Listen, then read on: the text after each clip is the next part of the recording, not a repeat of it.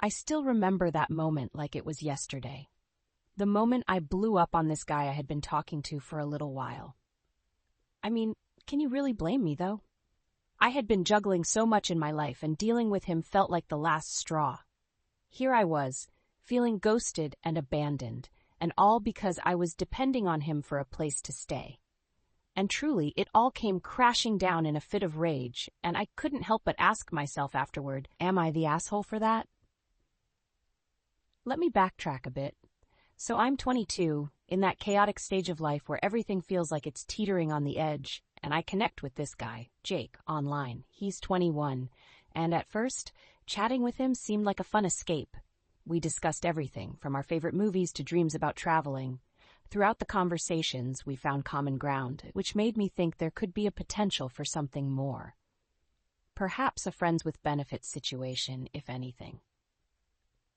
I had mentioned to him that I was considering flying over to see him, and to my surprise, he was totally on board. He even confirmed that it would be all right for me to stay with him. So I eagerly started planning my trip for the first week of February, thinking of all the fun adventures we could embark on together. But then things took a turn when he just vanished. 3 days went by without so much as a single reply. I tried calling him, I texted, but nothing.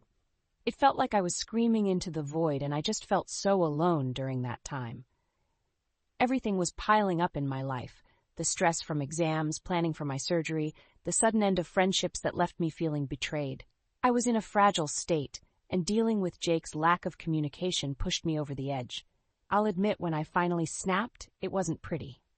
I sat down and typed out a long message, my heart pounding in my chest as I let out all my frustrations. I called him a liar and accused him of not caring about me.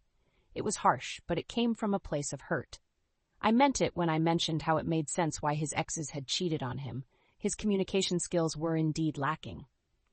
The message had a tone of finality, the kind that said, "Don't even think about reaching out to me after reading this." And then came his reply. He kept it brief, apologizing for not being present and acknowledging that he was terrible at communication. He asked if I wanted to see him again. The audacity of it all infuriated me. Did he not grasp the gravity of what just happened? The emotional turmoil I was in? To me, it felt like he completely brushed aside my feelings with his nonchalant attitude. But here's where things get complicated. Deep down, I didn't even like him like that.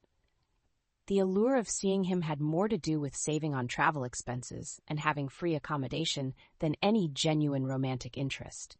I just wanted a casual fling, perhaps an escape from my whirlwind of chaotic emotions. Yet my anger at him felt misdirected.